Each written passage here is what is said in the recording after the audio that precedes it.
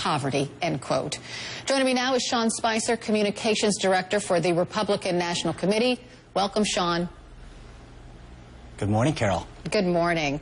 I think many voters are wondering what Romney's comments really mean. If Mr. Romney is so upset that so many Americans are not paying income taxes, does that mean taxes on middle class or lower middle class Americans will go up? No, what the governor was talking about is that there are two visions in this campaign. One vision that's espoused by the current administration is a government-centered society where everyone is dependent on the government, and the government is the center of all of our lives. It's quote-unquote the only thing we belong to, according to them. It's the life of Julia that they espouse, where everything has to be tied to the government, and the president himself had comments that came out last night where he talks about redistributing the wealth. Well, and on the flip side, Governor Romney, who's talking about...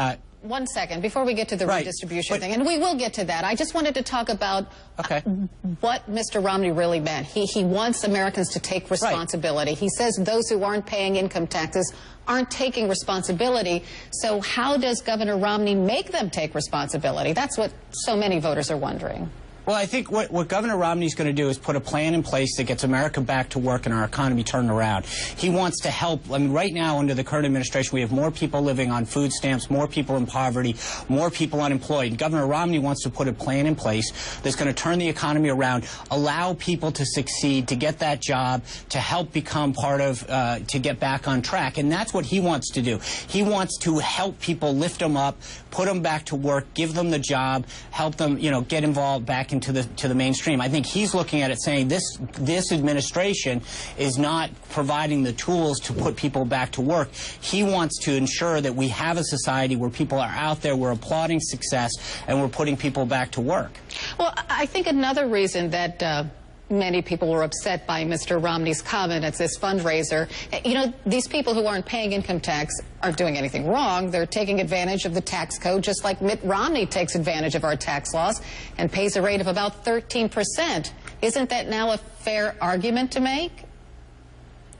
Yeah, but again, I think part of what he's trying to get at is that if you don't have an economy that's moving forward, that's allowing job creation, that's encouraging entrepreneurship, then you're trapping people in a lifestyle of government dependency. What he wants to do is instill policies that create that sort of free enterprise opportunity society where people are out there applauding success, taking those chances, getting back to work. He wants to decrease taxes on the wealthy, right? He wants to drop their keep the Bush tax cuts. Let's put it that way. No, he wants to do it across the board.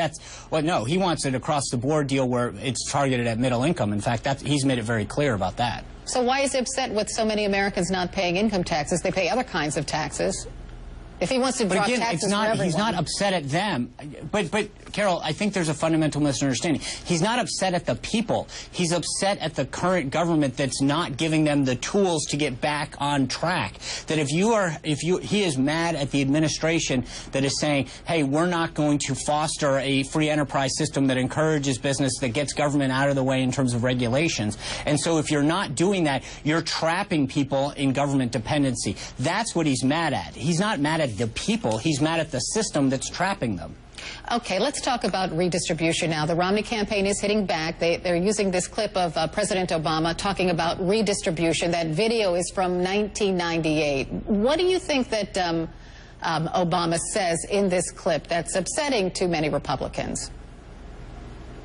Well, I don't think it's just Republicans. I think it's sort of anathema to the whole notion of what we want out of a society here in America, which is we're not looking to sort of punish people that are successful. That's what he gets at. He talks about this idea of, you know, we want to redistribute wealth and redistribute services. The idea that if you do well, once you do well, we're going to take it and give it to somebody else. I think that there's no question in America we want to lend a helping hand to those in need, but at the same time, we don't want to punish success. We want to encourage it, applaud it.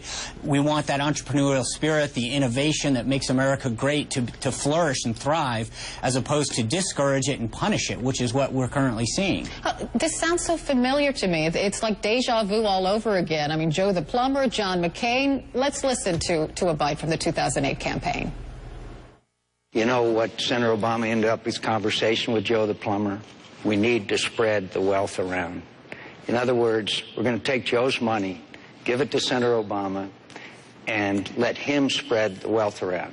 I want Joe the plumber to spread that wealth around. So it sounds awfully familiar, and John McCain lost.